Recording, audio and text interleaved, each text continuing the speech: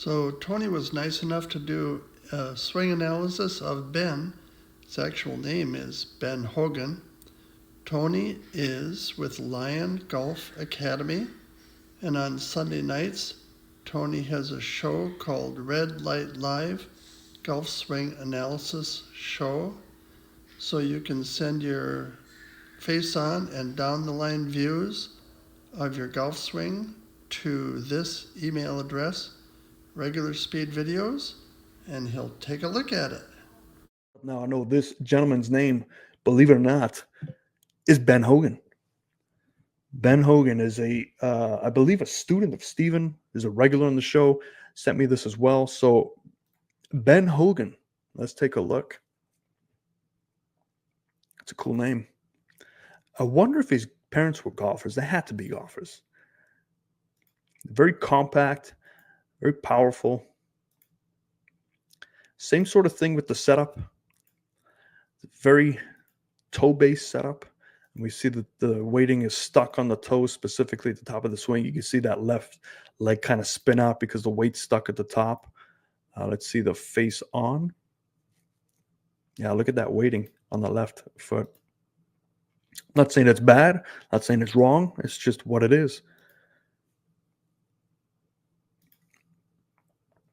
Yeah, I see that this swing can potentially just hit some contact issues. Sometimes they could be heavy. Sometimes they could be thin, like there. It looks slightly heavy. And off the toe, too. So we're getting toe shots, heavy shots, and thin shots. Mostly off the toe, though. Okay, so usually when you start making contact off the toe, off the heel, there's some path changes, and it's usually standing up of the spine angle or dipping down, but mostly standing up with the amateurs. We have to look at why you're standing up. So let's take a look again at this setup. So we go lower plane line, upper plane line. Okay, and let's look at the heels straight up to the sky in Barney purple. And we can see, so this is definitely toe-based. So opposite of the gentleman we saw before, where he goes heel-based. So toe-based players, there are plenty of really good toe-based players. Toe-based players can really only work if they have a very steep swing.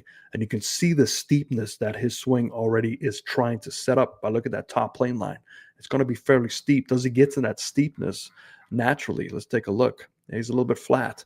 So the one issue with toe-based, unless you have longer arms, like gorilla arms, where you can get that club steeper and work with it, you're going to be compensating a lot. And we can see that there's a big compensation here.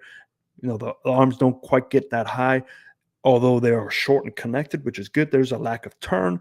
If you get too much on your toes, it is hard to turn around because you're so busy trying to stay upright on your toes that you can't turn. You kind of lock your turn. So then all of a sudden that limits your range of motion. And we can see it's not a very long swing in regards to his turn.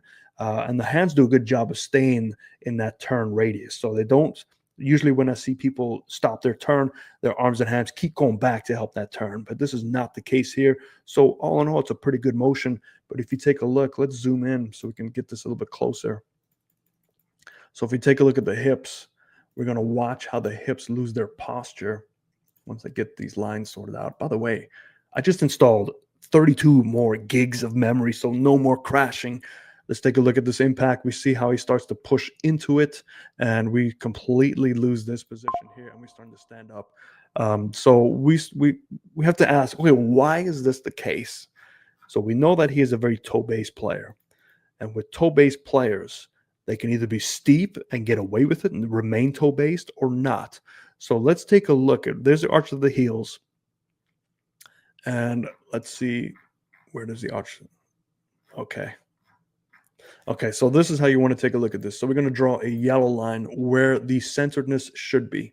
Okay, so the arch of the heels should be there based on this setup, right? Now, this all has to do with arm length ratio, torso ratio, so it really depends. This is just for educational purposes. So before you change this, Ben Hogan, email me. I want to make sure we do this correctly. But this is to help you at home recognize some cause and effects.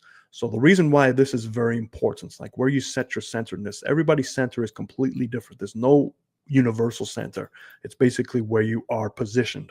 So this is his center. Now, the reason that yellow line is there is watch the center of his hips. Now, this is basically where the center of his body is. Because that spine angle, because the arms are there, that hip is going to try to find that center, which is going to eventually get to, let's draw this in red, it is eventually going to get there close to impact. So if we go down to impact here, as he starts to drive into, starts to stand up, look at where the center of the hip is now. It has found the original setup of the golf swing. So that's why setup is very important, because your hip joint will always try to find the center, because all it's trying to do is keep you upright. And it's very hard to manage your body weight when your setup is not correct. So ideally with that setup, the weighting, because it's on the toes, it's going to be very hard for him to push from the toes to the back left heel, because his weight is too stuck on the toes to start with. So in order to get that going, it's just a completely different position, completely different feeling, and it doesn't make sense for an athlete. So athletes try to find the center of their hips all the time, because it's just a motion that happens very fast. Golf swings, you don't have time to think specifically from here to here. It's 0.1 to 0.2 seconds. It happens in a blink of an eye, and most of this is just neurological muscle systems kicking in to help you hit the golf ball. So this is what I see that does cause a lot of crashing to the golf ball. When you crash, you can try and make up for that by dipping your right shoulder to try and maintain your hand path to change for that crashing. But when you do crash, that's when you have to throw your hands slightly more, because you've stood up at the golf ball. And you can see, look at the new spine angle. I mean, this is a huge difference from where it was. So his shoulders are going to try to maintain that tilt, but they actually are relative to the original spine angle. But there you can see how much they've tilted down relative to the new spine angle. So just remember, the shoulders do tilt down at impact. If they start in this position at impact, they actually increase their tilt by 20 to 30 degrees, depending on what club you're hitting. So they need to have room to tilt. If you're crashing into it, they can't tilt. And when they can't tilt, guess who has to save the golf swing? These hands. And that's why we see every now and then he hits heavy ones like this one. He hits thin ones like the other one we saw from the face on. And we can start to make some contact issues with the golf ball on the relative to the club face. Some could be toe, some could be heel. So I think this, again, is a setup issue. Now, do we just go ahead and say, hey, man, just change your setup and all will be dandy? Not really, because this swing is so ingrained. And unfortunately, it was ingrained with a slightly incorrect setup. But let me just put it this way. Just because it's incorrect doesn't mean it doesn't work for you, because there are so many really, really good players that have incorrect setups, that are incorrect textbook setups, but they were able to compensate successfully and they made it work. And we don't change anything. We just help them small changes. This one is in between. You can tell that he's able to hit the golf ball. He could probably score really well sometimes, and sometimes it's just going to be all over the place, because it's a very timing-oriented motion, and we don't want timing-oriented motions. We don't have time to hit thousands of golf balls a week. Eventually, he's going to have a family, he's going to have other hobbies, and golf will suffer. So for this one, Stephen, you just want to try and get a new setup for him. Try not to be so toe-based.